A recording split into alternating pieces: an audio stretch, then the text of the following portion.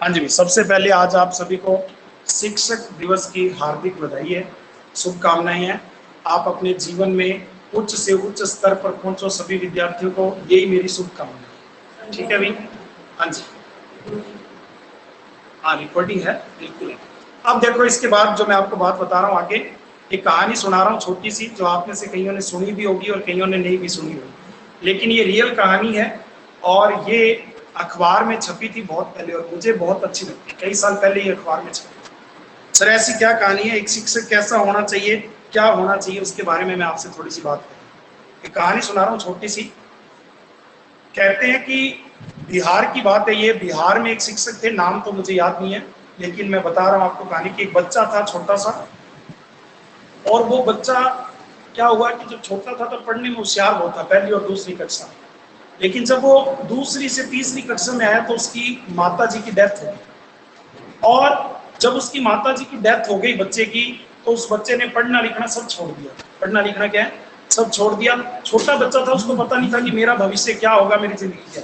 और उसके पिताजी क्या है, वो मतलब शराब वगैरह पीते थे, और अपनी उसके पिताजी की तो जिंदगी खराब थी, लेकिन बेटे की जिंदगी भी खराब हो गई। तो कहते हैं कि उसके जीवन में एक शिक्षिका आई, ठीक है, और उन्होंने उस बच्चे को देखा। एक दिन उस बच्चे को डांटा बहुत कि ये पढ़ता नहीं है, तो एक दूसरे शिक्षक ने बताया कि ये बच्चा पढ़ने में बहुत होशियार था, ये इसके पीछे रिजल्ट है।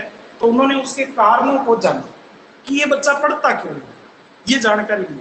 तो जब उन्होंने उसके कारणों को जाना तो उनको पता लगा कि इस बच्चे की माता पहले पूरा ध्यान रखती थी, सुबह इसको तैयार करके भेजती थी, इसको खाना पिलाना करके भेजती थी, इसके कपड़े धोती थी, इसको नहलाती थी, इसका होमवर्क करवाती थी, फिर इसको भेजा।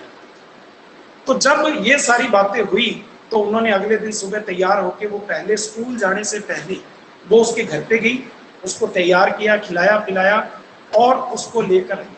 और फिर धीरे धीरे रोज ऐसे करने लगी, उसका होमवर्क किया, डेली उसने ये काम करना शुरू किया, एक एक करके वो ये करती है। और धीरे धीरे वो स्टूडेंट पढ़ने में फिर पहले से भी ज्यादा होशियार। क्यों हो गया? क्योंकि उसको उस टीचर के अंदर क्या नजर आने लगी, अपनी माँ, माँ नजर आने लगी। अब धीरे धीरे क्या हुआ कि जब वो बच्चा 10वीं कर गया, 12वीं कर गया, और उसके बाद उस बच्चे ने टॉप किया और उसको स्कॉलरशिप मिली कि आप लंदन आके पढ़ो।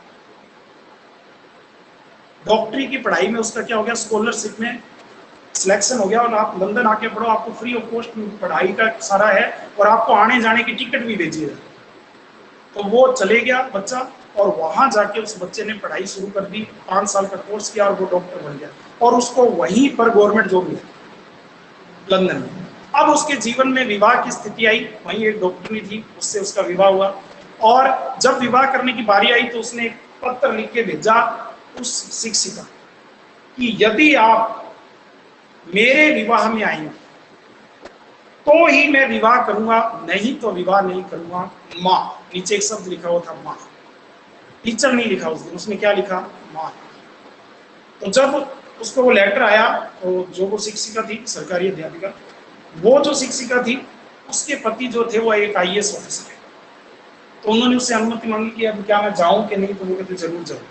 तो वो गई, और जब वो वहां पहुंची तो उन्होंने सोचा कि मैं लेट हो गई हूँ, इतनी शांति है, विवाह हो गया होगा, लेकिन वहां सब बैठे थे आराम से और इंतजार कर। जब वो आए, थोड़ी फ्लाइट लेट हो गई थी, इसलिए जब वो आए तो आने के बाद उन्होंने उनका उतना ही सत्कार किया और उसके बाद विवाह किया। तो उन्होंने कहा भी आप इनका इंतजार कर रहे थे, उन्होंने मिलाया कि अगर ये नहीं होते तो आज मेरा जीवन कुछ और, शायद मैं भी वहीं वहीं घूम रहा होता, मेरे पिता की तरह बर्बाद हुआ होता, पिताजी की डेथ हो गई तो आज मैं माता जी की पहले हो गई।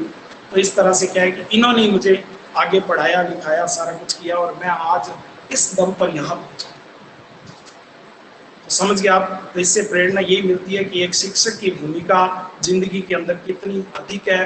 अगर माँ पहली टीचर है तो शिक्षक भी कोई कम नहीं, ठीक है। तो शिक्षक चाहे तो अपने मार्गदर्शन से कितना भी किसी को आगे बढ़ा सकते। तो इसीलिए मेरी भी आपसे यही शुभकामनाएं हैं कि आप अच्छी तरह से पढ़ो और अपनी जिंदगी में जो बनना चाहते हो वो बन जाओ, ठीक है। ओके है, धन्यवाद।